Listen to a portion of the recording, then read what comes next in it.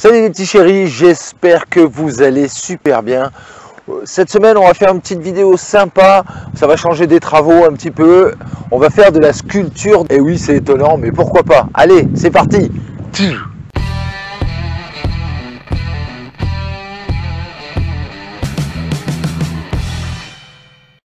Yiba!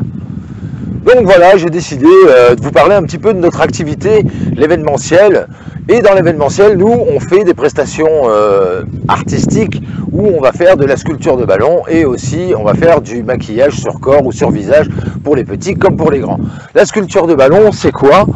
Eh bien, tout simplement, on va utiliser des ballons de baudruche, un peu dans ce genre-là, pour après les transformer en animaux, en objets, en choses, en voiture, en tout ce que tu veux. Après, il y a quelques techniques. On va commencer par un modèle tout simple. Aujourd'hui, on va faire l'épée. Voilà, on va faire une épée toute simple. Voilà, on commence par les basiques. D'ailleurs, si tu veux retrouver nos produits, nos animations et tout ce qu'on fait, va sur le www.animotop.com et là tu retrouveras notamment tous les produits qu'on fait, les gonflables, les animations, les thématiques et également tu y retrouveras les tarifs. Je passe là-dessus, c'est parti.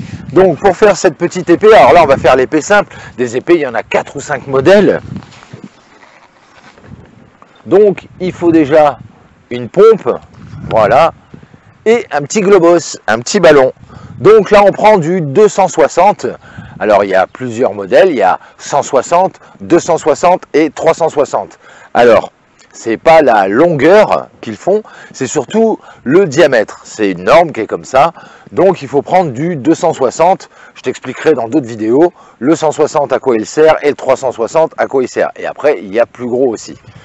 Donc tu commences déjà par gonfler ton ballon. Et au bout de ce ballon, il faut laisser une marge d'au moins 4 doigts. Tu vois, 4 doigts. Facile. Tu viens faire le nœud au bout de ton ballon.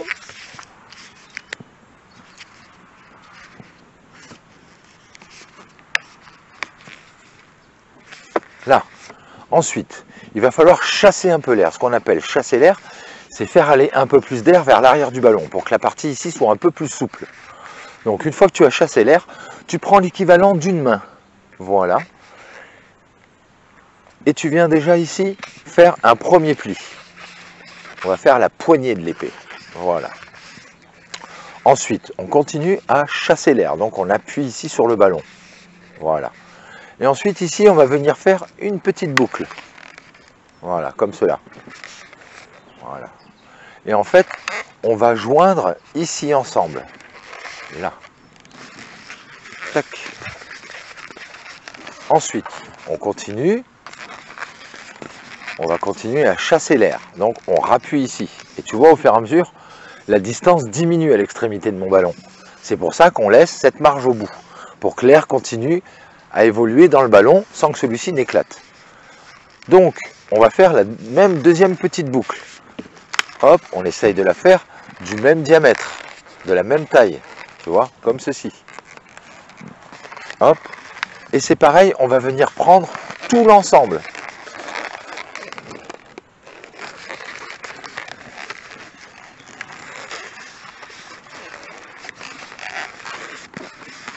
Voilà. Ensuite, pour que tes deux boucles ne se défassent pas quand les enfants vont jouer avec, il va falloir croiser tes différentes parties les unes avec les autres, de manière à ce que ça ne puisse plus se défaire. Là, et ensuite, tu viens rééquilibrer tes différentes parties de façon à avoir la poignée, la partie qui garde la main, la garde-main, la poignée garde-main, qui empêcherait une autre épée de venir couper les doigts, voilà. Et ensuite, tu as ta partie d'épée. Alors après, tu peux chasser l'air, voilà, vers le bout, et comme ça, ton épée est terminée. Alors après, tu peux l'agrémenter de petits décors, tu peux prendre un marqueur et venir dessiner ici au bout des petits dessins, et même ici, tu peux venir faire des petits dessins en marqueur. Tu laisses bien sécher, et voilà, ton épée est terminée. Alors, le choix des ballons, je te conseille d'aller dans des magasins ou sur le net, de prendre des ballons de qualité. Une poche de 100 ballons va coûter entre 5 et 12 euros. Moins de 5 euros et moins de 100 ballons, évite de prendre dans les grandes distributions, là où on trouve tout à 2 balles. Parce que ces ballons-là, déjà la pompe, elle va pas être efficace. Pour s'entraîner, c'est bien, mais tu vas voir que tu en casses beaucoup, tu en manges beaucoup, et c'est normal, pour apprendre, il faut manger beaucoup de camelotes pour pouvoir commencer à maîtriser un petit peu les premiers gestes. Maintenant, je vais te montrer aussi une autre façon de faire la même épée, mais qui va encore plus vite. Quand tu commenceras à maîtriser les premiers petits gestes pour faire l'épée comme ça. Bon, je te parlais des ballons, voilà, une poche de 100 ballons, c'est entre 5 et 10 euros.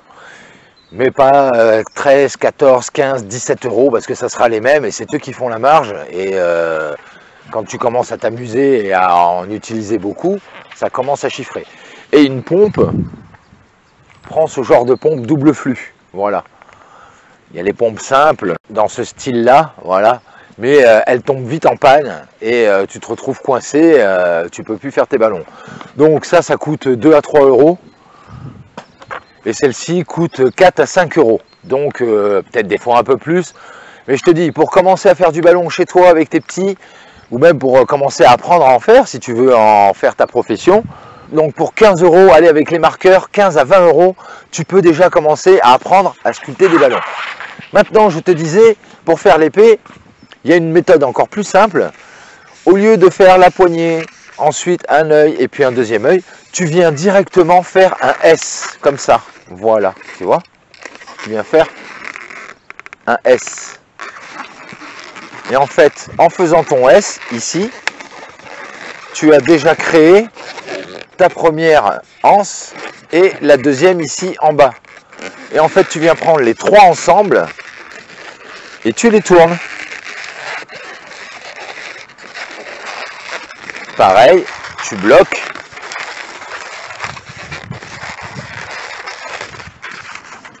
Et voilà, ton épée est terminée. Alors, il n'y a rien de compliqué au début. Ça va être d'arriver à bien gérer tes distances, bien gérer tes formes pour que ce soit à peu près identique, homogène, que tu ne te retrouves pas avec un côté beaucoup plus grand que l'autre ou avec l'épée en elle-même toute petite ou la poignée trop grande par rapport à qui va la tenir. Voilà. Bon, ben voilà les petits chéris, l'épée c'est terminé. Alors, j'ai plein d'autres modèles à te montrer. Dis-moi dans les commentaires si tu as envie que je vous montre d'autres modèles, d'autres formes d'épées, d'animaux. Il y en a des centaines et des centaines. Après, une fois que tu connais les bases, c'est l'imagination qui va te faire tourner à gauche, tourner à droite, faire les formes, lier les ballons entre eux, les différentes couleurs, les différentes formes, pour arriver à faire tout et n'importe quoi. Voilà les petits chéris, cette vidéo est terminée, merci de l'avoir regardé, merci de vos soutiens, merci pour tous les derniers abonnés. Alors là c'est un sujet qui change complètement des travaux de la rénovation, mais c'est aussi de la fabrication.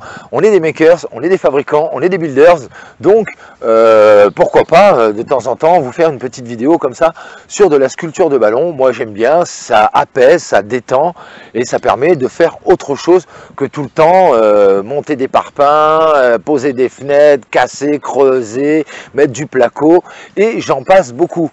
Voilà les petits chéris, et comme je vous le dis toujours, pensez à la récup, ça vous permettra de faire des économies pour pouvoir vous payer des petits ballons, des petites pompes, du petit matériel pour vous éclater dans votre petite famille.